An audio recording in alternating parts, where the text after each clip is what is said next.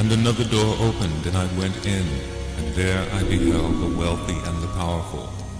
And I heard the people say, "We will do many things in the name of the Lord, therefore we will be righteous. But we will not clothe ourselves with humility and shame like Yeshua did. We are above bearing reproach. Yeshua did all of that for us on the cross, therefore we never have to suffer. No cross for us." And I wept. I wept when I saw this and said, "It is in their hearts to rule, but not to serve." And regarding these people, I heard from their lips, "We are the Lord's people."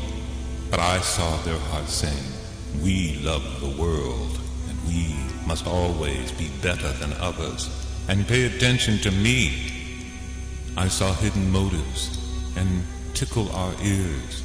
But when the truth came, they shouted radical and revenge. "We will have our way with you."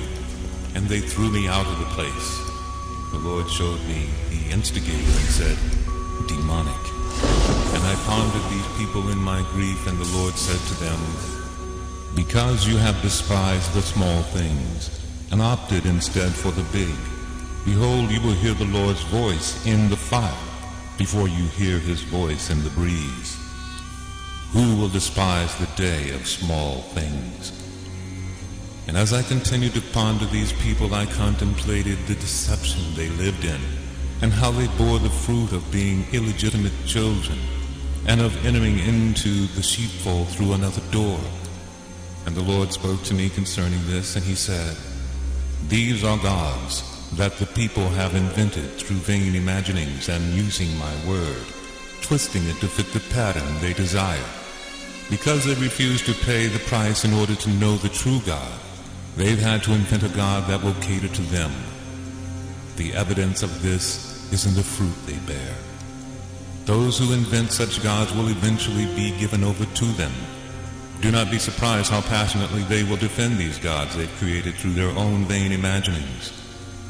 Then the first door opened again, and I went in, and there I encountered Jezebel, and she persecuted me for many days, and I saw those with itching ears in this place, and they said, "What is the Lord saying?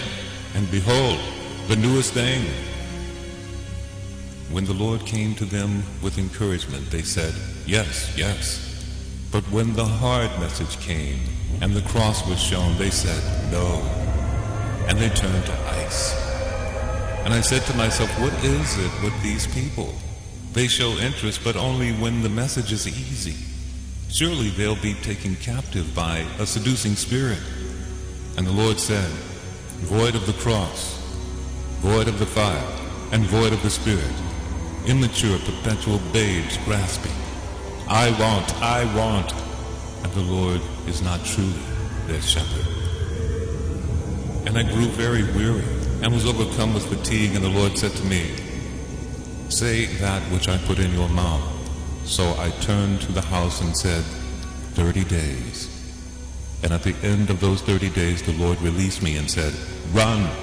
So I ran, and that door was shut forever behind me, and I was granted respite and a time of regathering my strength. And another door was opened for me, and I went in, and I saw a busy place, where the pace was fast, and where the work of two was given to one to perform. And I saw the powerful in this place, and each one wore their trophies with their name. And I saw the poor, and how they will work like slaves, and given no respect. I saw the proud and the powerful lord it over them, saying, "We've earned this right to treat you this way, and disrespect us and you will die." And among the powerful were those who spoke of the Lord with their lips. And the Lord said, "They cry to me for a Savior, but reject me as master. Behold, their master is their own heart." And I saw those who call themselves the Lord's people busy scurrying to and fro in order to placate their heart's desires for more, more, more. When the Spirit of God came upon me, and I asked them if they were concerned about the future and of the Lord's judgments coming, they scoffed and laughed and said, "I fully intend to be raptured out before those things happen. Only let me grab all I can now while I'm able to. even if it's at the expense of the poor. And I said, kingdom builders, but not true kingdom builders. And I heard those who called themselves the Lord's people lament about their problems, and my heart was moved with compassion for them. And I went to them to encourage and comfort them, and they said, a know-it-all and a big head, you tend to your life and I'll tend to mine, although I want your attention focused on my problems and how awful my life is. And I said to myself, theirs is not the cross of the Lord.